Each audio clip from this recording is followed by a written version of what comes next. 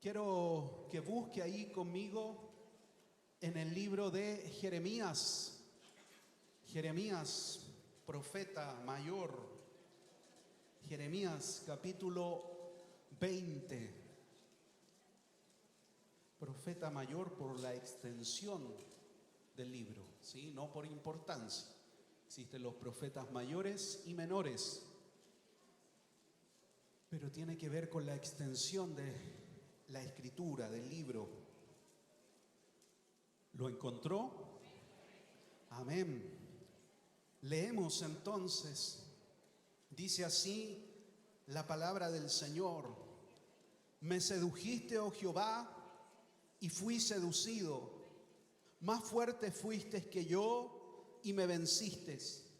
Cada día he sido encarnecido, cada cual se burla de mí. Porque cuántas veces hablo, doy voces, grito, violencia y destrucción. Porque la palabra de Jehová me ha sido para afrenta y escarnio cada día. Y dije, ¿qué cosa dijo el profeta? No me acordaré más de él, ni hablaré más en su nombre. No obstante, ¿qué había? Había en mi corazón como un fuego ardiente, metido en mis huesos.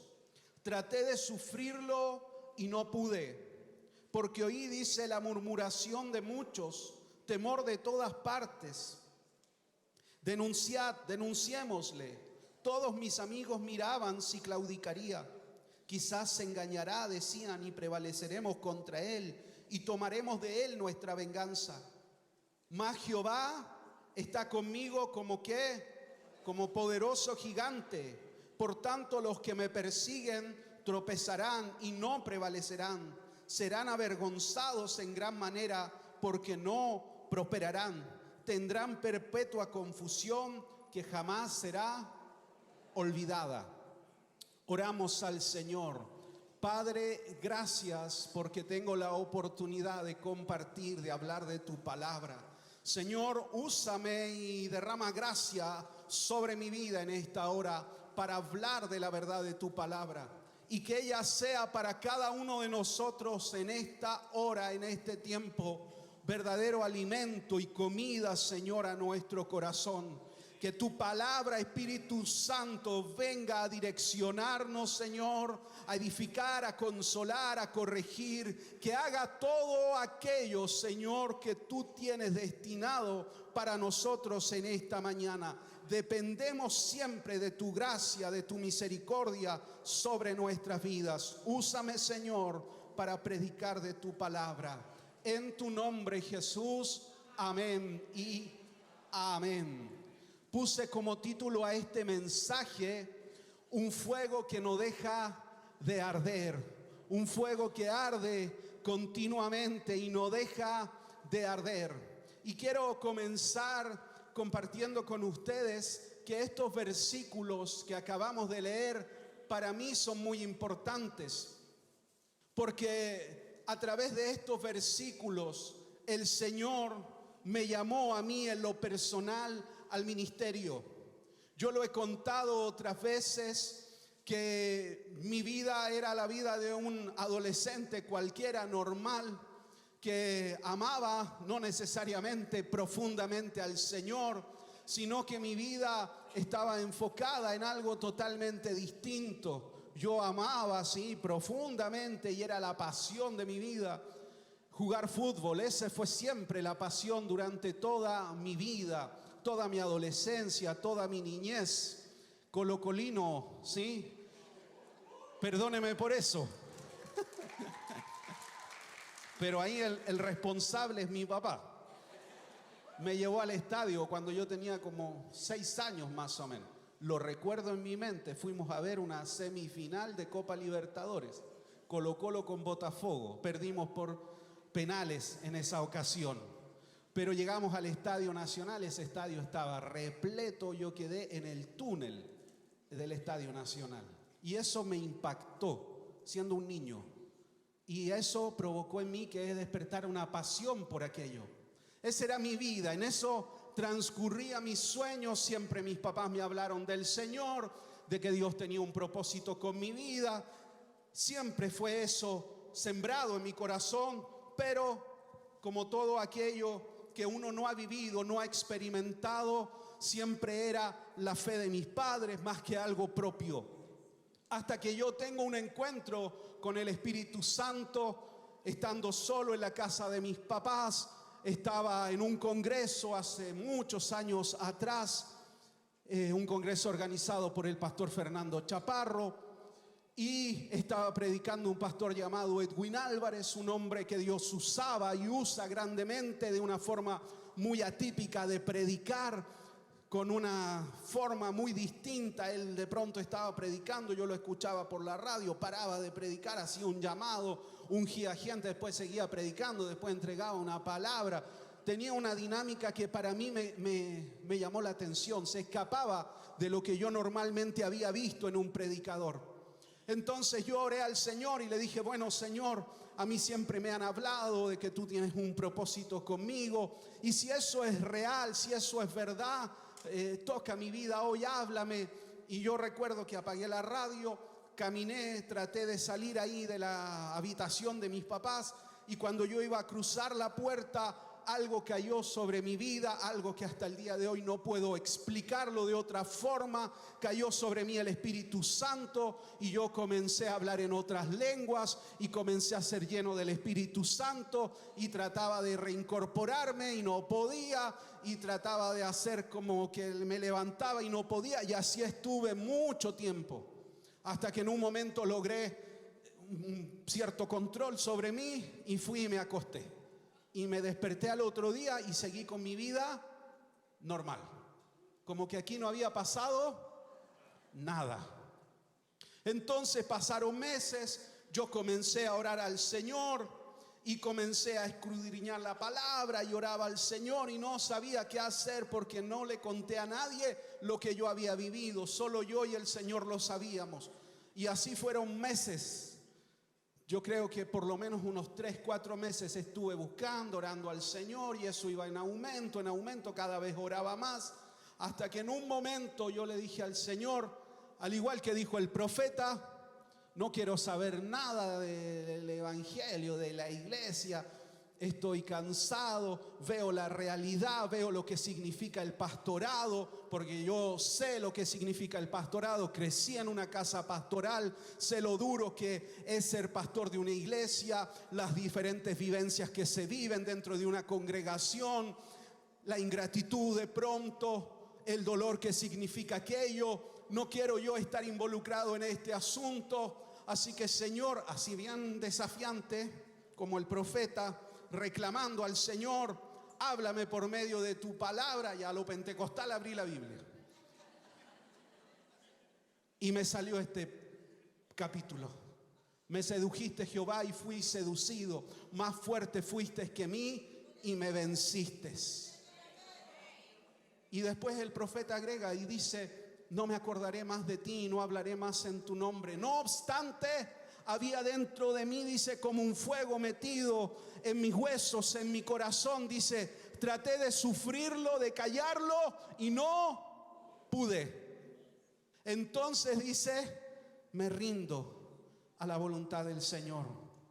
Lo primero que te quiero decir en esta mañana: no sigas luchando contra Cristo. Rinde tu vida completamente al Señor. No sigas en estas dos aguas: si soy, no soy, voy a la iglesia, no voy a la iglesia, me consagro, no me consagro, tomo decisiones que en verdad me acerquen o no a la voluntad del Señor. Decídete por Cristo, no sigas en estas ambas aguas divididas. Define tu lealtad. No sigas luchando con el Señor. ¿Quién puede luchar con Dios y vencer? Nadie. No sigas en esta disyuntiva: soy o no un creyente. Me decido por Cristo y en esa dirección voy a caminar. No sigas luchando, ríndete al Señor. Las experiencias marcan nuestra vida, pero no tienen trascendencia si no tomamos las decisiones correctas y caminamos en la dirección de Cristo.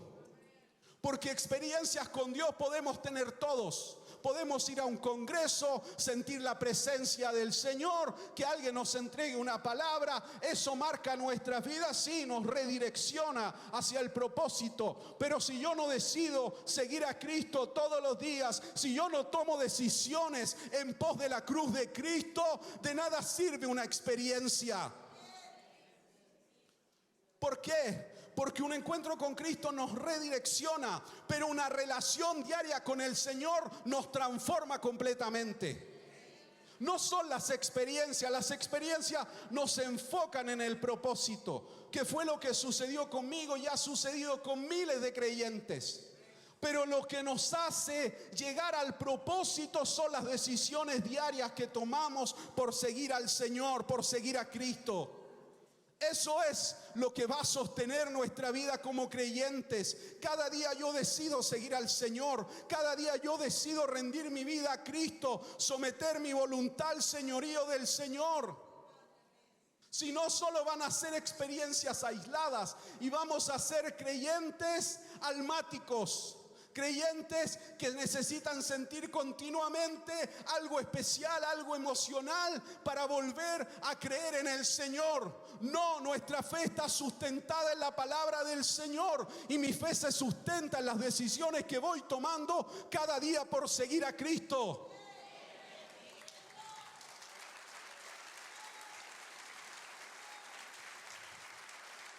Jeremías profetiza en uno de los tiempos más duros del pueblo. Es levantado para anunciar el castigo del Señor sobre su pueblo, porque el pueblo se había apartado completamente del Señor. Jeremías no trae una profecía, sí, de prosperidad, de abundancia, de bendición. No, él es levantado para decirle al pueblo: ¡hey, vuelvan a Dios! Porque o si no vendrá un juicio de Dios sobre sus vidas. Para eso es levantado Jeremías. Por eso dice: me cuesta hablar, me cuesta decir y entregar la palabra del Señor, porque nadie quiere oír que viene un castigo, un juicio de parte del Señor. Pero debemos de aprender algo. Dios al que ama corrige y disciplina a todo aquel que recibe por hijo. Eso es parte del cristianismo. El Señor también nos corrige, el Señor nos amonesta, el Espíritu Santo nos contrista, nos quebranta cuando hacemos cosas que no son correctas. Nuestro corazón se duele porque sabemos que hemos actuado mal. Si no le duele el pecado, hay algo que no va bien. Porque cuando no duele el pecado es que el corazón ya se cauterizó, se formó como una especie de callo. ¿Sí? Si lo quiere graficar así, y ya no hay dolor. Cuando uno trabaja mucho y hace un movimiento repetitivo, se forma un callo. Y ya después uno trabaja y ya no siente dolor, se cauterizó. Entonces el Señor, por amor a su pueblo, quiere corregirlo y hacer volver su corazón hacia la persona de Dios. Y en ese momento Jeremías es levantado y por eso llega a reclamar al Señor: no quiero hablar más, no quiero profetizar más, ya no quiero decir más mensajes de parte del Señor a este pueblo. Pero el Señor lo había levantado con ese propósito. Otra verdad: el barro no le puede decir al alfarero cómo trabajar en su vida. Nosotros podemos reclamar a Dios, decirle: Señor, ¿por qué a mí? ¿Por qué estoy viviendo este proceso? Pero Él es soberano sobre nuestras vidas y Él sabe cómo está trabajando sobre nuestras vidas. El barro jamás le va a decir al alfarero: ¿por qué me tomaste, me quebrantaste y me estás haciendo de nuevo? Y eso es lo que hace el Señor con nosotros. Nos toma y nos comienza a dar forma, y de pronto, si hay algo que no está bien, hay que hacerlo de nuevo. Y estamos en esa vida continuamente. No es un tiempo, siempre estamos siendo formados y perfeccionados por el Señor. Todos, desde el pastor principal hacia abajo, todos siempre estamos continuamente siendo formados por el Señor. Cuando uno le reclama a Dios, viene respuesta de parte de Dios. Por eso a veces es mejor no reclamar. Porque cuando uno tiene una relación con el Señor, uno habla con Dios. Pero Dios también responde. Porque eso es la oración. La oración no es solo ir con una lista de peticiones y orar. No, también es escuchar lo que el Señor tiene para hablarnos, para decirnos. También debemos de escuchar. A veces le preguntamos al Señor: ¿dónde estás, Señor? ¿Dónde está tu gracia? ¿Dónde está tu poder? ¿Dónde está tu fuerza? ¿Dónde está ese Dios que hizo llover fuego del cielo, que rescató a su pueblo? ¿Dónde estás tú, Señor, en medio de lo que estoy viviendo? ¿Dónde está ese Dios todopoderoso que mostró Elías? Y viene la respuesta de vuelta del Señor. ¿Dónde están los Elías de Dios? ¿Dónde están esos hombres y mujeres de Dios? ¿Cómo está tu relación conmigo? ¿Cómo está tu entrega hacia mí? Tú me estás pidiendo que yo me muestre, que yo me manifieste. Bueno, ¿cómo es tu entrega hacia lo que yo te estoy pidiendo? Por eso a veces es mejor no reclamar. Porque viene la respuesta de vuelta. Y a veces la respuesta no nos agrada, nos incomoda. Debemos de entender que las circunstancias que rodean nuestra vida no van a apagar el fuego que el Espíritu Santo ha puesto en nuestro corazón. Está ahí ardiendo, está presente. Quizás son difíciles, quizás hay situaciones complejas que estamos atravesando, pero está ese fuego aún ardiendo en nuestro corazón. Porque o si no, ¿por qué llegaste en esta mañana a la casa del Señor? ¿Qué te trajo aquí? No creo que hayas venido a vernos a nosotros. Lo que te trajo aquí es la presencia del Espíritu Santo sobre tu vida. Lo que te sedujo a venir hoy es la presencia de Dios sobre tu corazón. Eso es lo que te hace venir y permanecer. Porque el Espíritu Santo está ahí en tu corazón, metido hasta tus huesos. Porque alguien empieza a predicar, o empiezas a escuchar una alabanza, o alguien empieza a hablar de la presencia de Dios y el corazón comienza a arder. ¿Cuánta gente no está alejada del Señor y de pronto una alabanza, una canción, una predicación y empieza a arder nuevamente el fuego?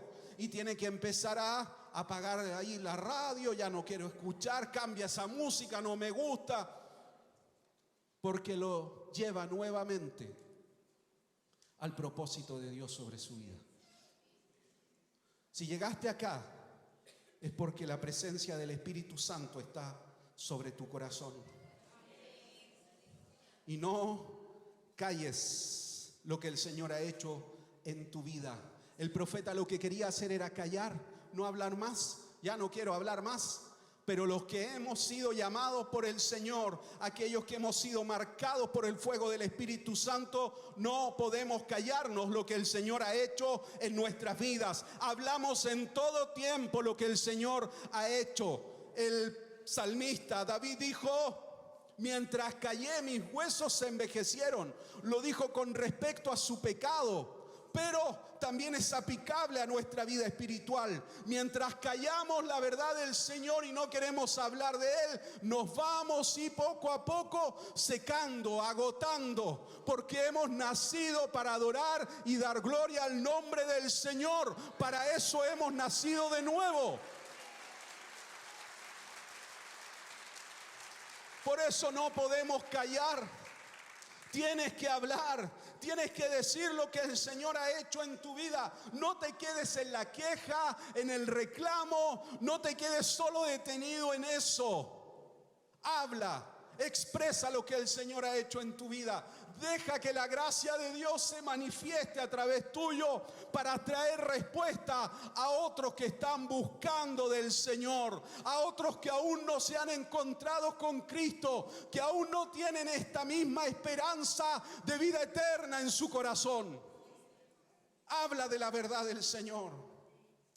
No cierres tu boca. Da gloria al nombre del Señor. Tercera verdad, no podemos dejar de arder por Dios. Nunca. Hay dos varones, los varones camino a Emaús. Van tristes, van derrotados, van en adversidad, se van de Jerusalén, se acabó todo. Cristo fue crucificado, el Maestro murió. Hasta aquí llegó esta empresa, este emprendimiento, se acabó todo. Nos vamos. Y mientras iban, dice, se acercó a alguien que ellos no lo lograron reconocer porque sus ojos, dice, estaban velados. Y comenzó a hablarles, dice, y comenzó a contarles de Cristo, de los acontecimientos. Y comenzó, dice, a abrirle las Escrituras y a mostrarle por las Escrituras que todo lo que había sucedido era necesario que aconteciera. Y dice que ellos comenzaron a sentir que su corazón ardía cuando Él les hablaba acerca de la palabra. Y llegan hasta un momento, dice, y este varón les dice, yo voy más lejos. Y ellos le dicen, no, quédate con nosotros, no sigas, quédate.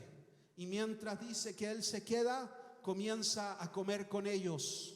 Y cuando comienza a partir el pan, a comer con ellos, dice, sus ojos fueron abiertos y reconocieron que era el Cristo. Estos hombres anónimos, porque no nos dice quiénes son, eran discípulos del Señor. Estaban tristes, estaban derrotados en su espíritu por lo que había acontecido. Y viene Cristo y abre su entendimiento, abre sus ojos para mostrar que detrás de todo esto había un sentido y un propósito mayor que ellos aún no entendían del todo. A veces nosotros estamos igual, nuestros ojos están velados, no logramos ver por qué estamos atravesando esta situación. Pero nuestro corazón sigue ardiendo por la palabra del Señor. Llegará el momento en que el Señor abrirá nuestro entendimiento y lograremos ver el sentido, el propósito de lo que estoy atravesando. Pero mi corazón nunca deja de arder porque la presencia de Dios está sobre mi vida. Aunque estés atravesando un momento de dificultad, no dejes de buscar, de amar, de adorar, de congregarte, de estar en la presencia del Señor, que ese fuego se mantenga ardiendo en tu corazón. Llegará el momento en que el Señor abrirá tu entendimiento y entenderás el proceso que estás viviendo.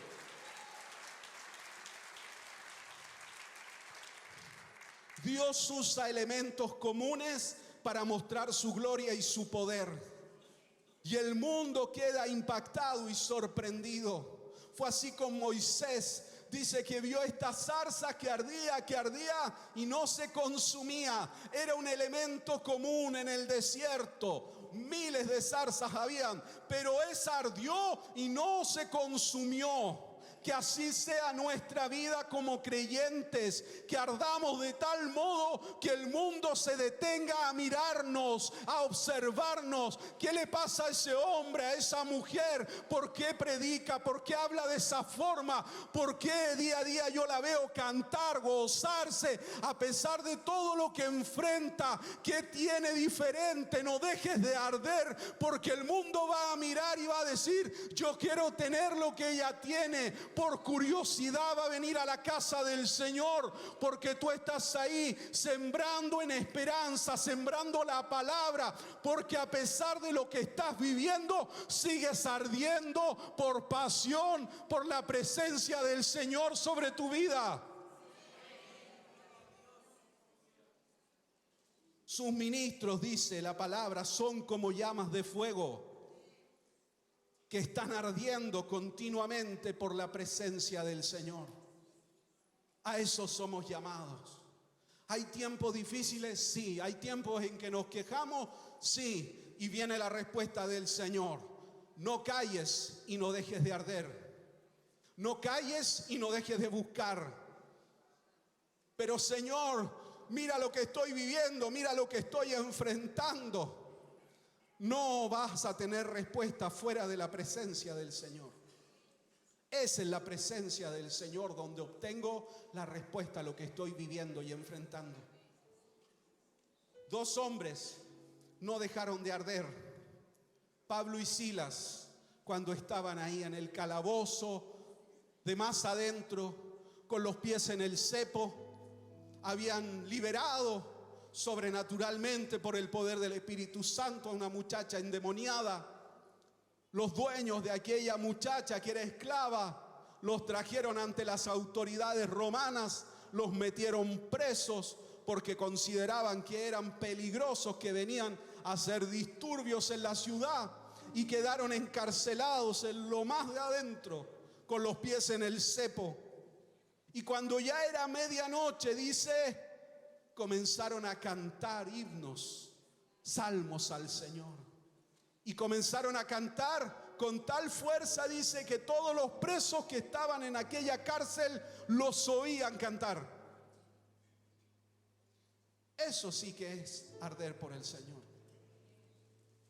Porque a veces uno le tira ahí el currículum al Señor cuando está en una dificultad. Mira quién soy, mira lo que hice, mira lo que yo he dado, te he servido. ¿Por qué me toca vivir esto? Ahí está Pablo y Silas haciendo la obra del Espíritu Santo, presos, y comienzan a cantar, dice, con toda su fuerza al Señor. Y mientras cantan, dice, viene un terremoto de eso que conocemos los chilenos,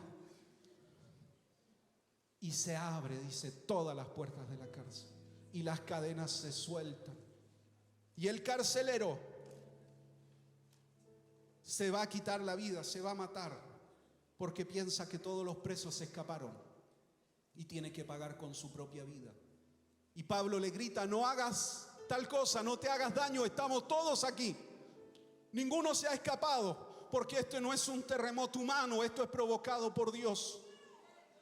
Y el carcelero se acerca y les dice, ¿qué debo de hacer para ser salvo? Porque ya había escuchado que esos 2 hombres que estaban en esa cárcel eran siervos del Señor. ¿Qué debo de hacer? Y ahí Pablo le dice, cree en el Señor Jesucristo y serás salvo tú y toda tu casa. Y acá viene una escena para mí extraordinaria en el libro de los Hechos. Porque dice que el carcelero comienza a lavar las heridas de Pablo y Silas. Comienza a traer sanidad sobre la vida de los siervos. Cuando uno está haciendo la obra del Señor, el Señor se encarga. Cuando uno está involucrado en la obra de Dios sirviendo, Dios comienza a sanar nuestras heridas. No esperes estar totalmente sano para servir al Señor. Será en ese proceso de llevar la palabra, será en ese proceso de servir, será en ese proceso de entregar tu vida, donde el Señor pondrá gente que comenzará a lavar tus heridas, donde el Señor pondrá gente que comenzará a traer sanidad sobre tu vida. El Señor te rodeará de gente que comenzará a animarte, a darte esperanza en medio del proceso. Pero si tú estás ensimismado solo en lo que estás viviendo, no verás aquello, porque es cuando estoy sirviendo al Señor, cuando estoy entregando mi vida al Señor, que Él comienza a traer sanidad también sobre mí, porque eso es el misterio de la iglesia, servirnos unos a otros, no solo para mí. Yo sirvo a mi hermano, entrego lo que Dios me ha dado, y en ese proceso también recibo lo que el Señor le ha dado a mi hermano, y eso también trae sanidad a mi propia vida, a mi propia alma.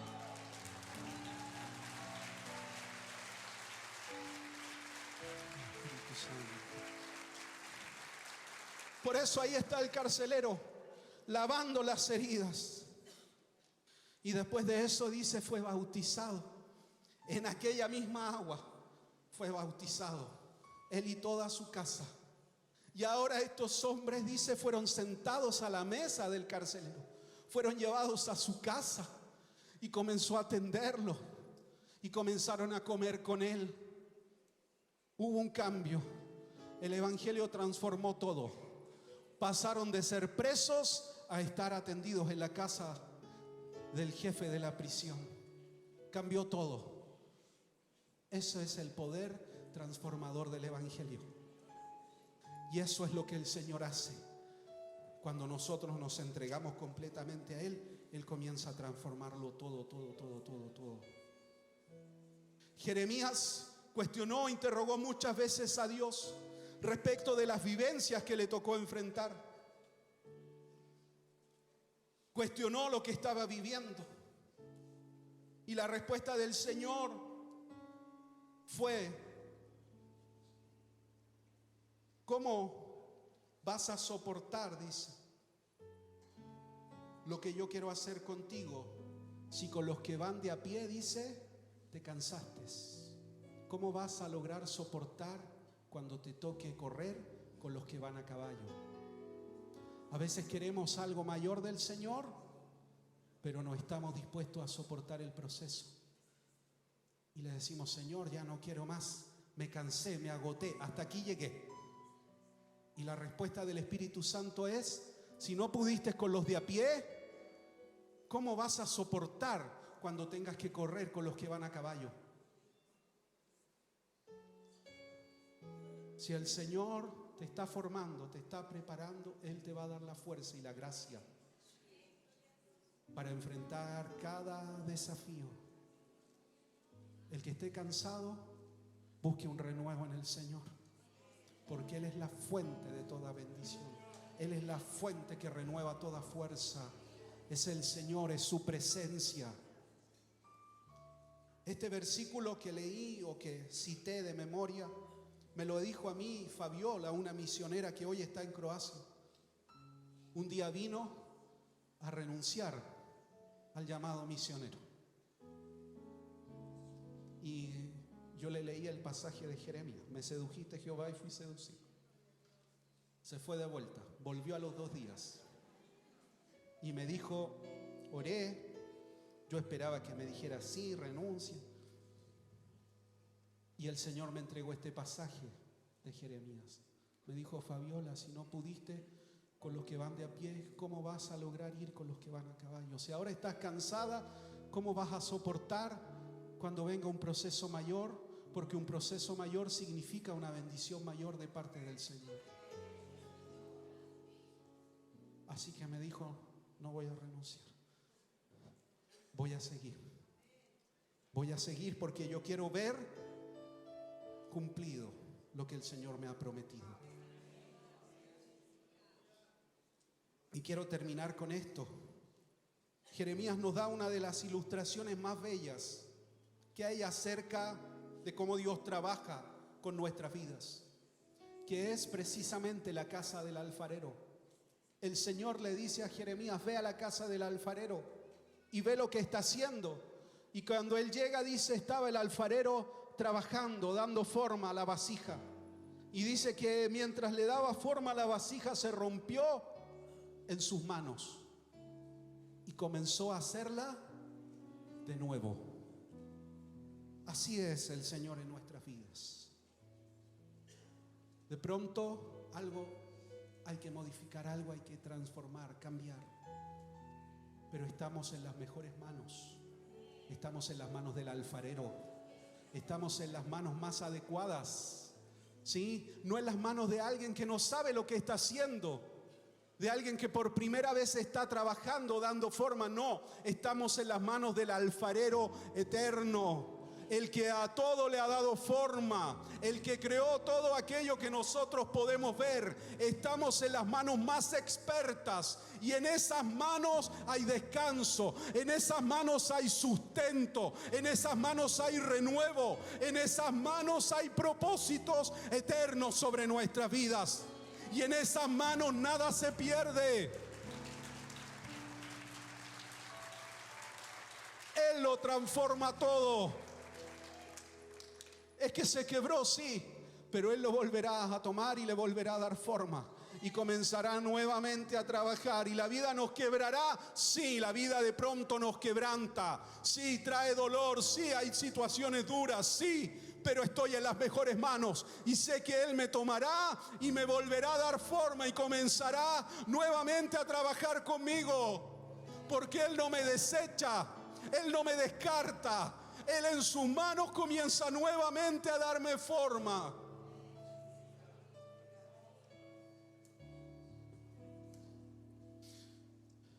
Entonces,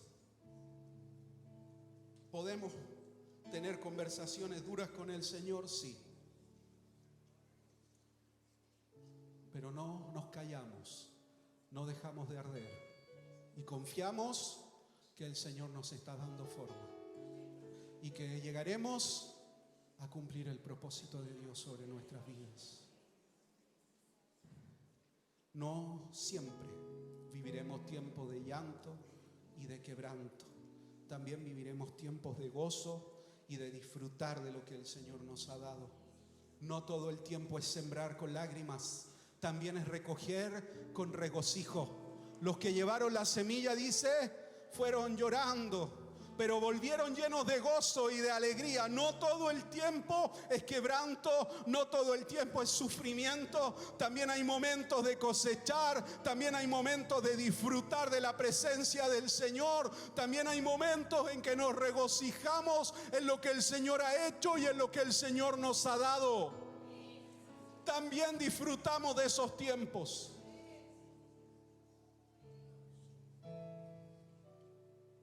No dejes de arder por el Señor. Deja que el Señor te seduzca y te atraiga completamente a su presencia. ¿Puedes ponerte de pie en esta mañana?